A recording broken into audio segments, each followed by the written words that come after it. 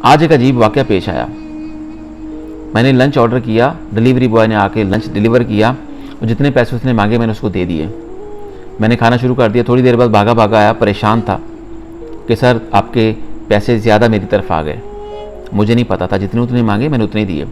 उसने गलती से किसी और के बिल के पैसे मुझसे ले लिए, कोई ज़्यादा फ़र्क नहीं था, लेकिन मैंने उसको कहा आप रख लो।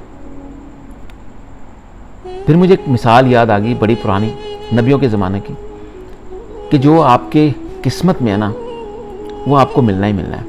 ये पैसे उसकी किस्मत में थे, अगर वो बगैर बताए रख लेता तो ये पैसे उसके लिए हराम थे, लेकिन उसने आके मुझे बताया, परेशान हुआ, मैंने उसको वापस दे दिए, ये उसके लिए हलाल हो गए। ये हम पे डिपेंड करता है कि हम अपने पैसे को, अपनी कमाई को, अपने रिज़्क को हलाल करते हैं या हराम करते हैं। मिलना हमें उतना ही है जितना हमारी किस्मत में है, और जो किस्मत में है वो मिलना ज़रूर है।